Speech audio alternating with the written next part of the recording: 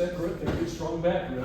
Left foot steps in, right foot jams, rolls back over his right shoulder, right over on top of him for the welcome.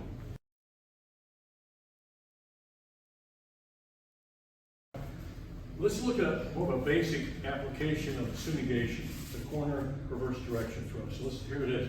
So we're out here gripping and so on.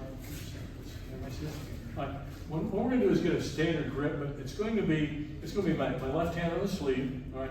My right hand, when I come over this, don't reach over because he's tall, right? If I reach over here, he's going to counter me. He's going to do something, throw me in the next week.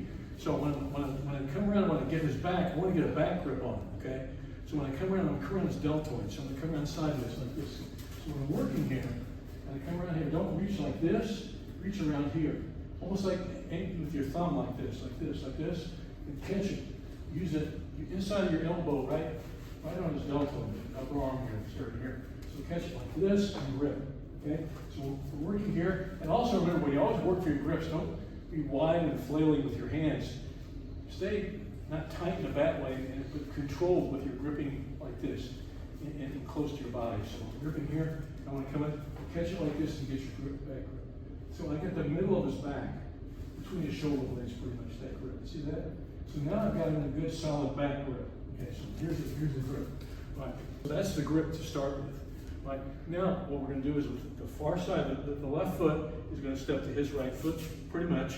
And remember, the initial stance is Kenkayoku, the Ryotsu, the opposite stance position.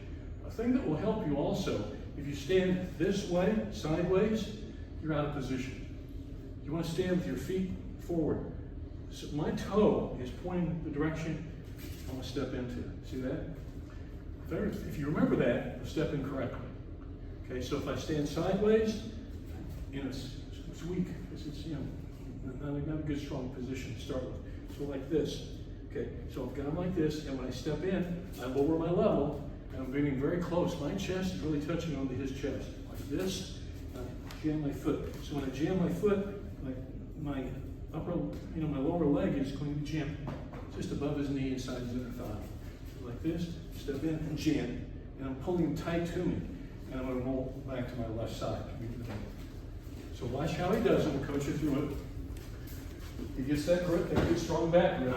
Left foot steps in, right foot jams, rolls back over his right shoulder, right over on top of him for the welcome.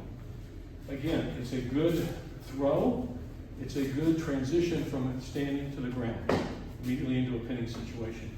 So let's do it again. Okay, he gets that back grip. He steps in, he jams, rolls, right over on top.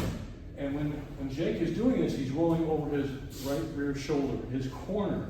That's why it's the corner reverse direction. Do one quick speed and go. Okay. Step in. And you got it. Okay? That's the standard, pretty standard application of Sumi Gaeshi.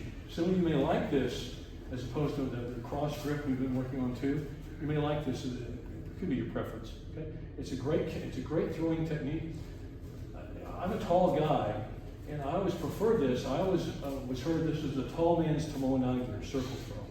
So instead of circle throw, a shorter guy might like, a taller person like me, or even pretty much the same height as your opponent, you may prefer this as your sacrifice move.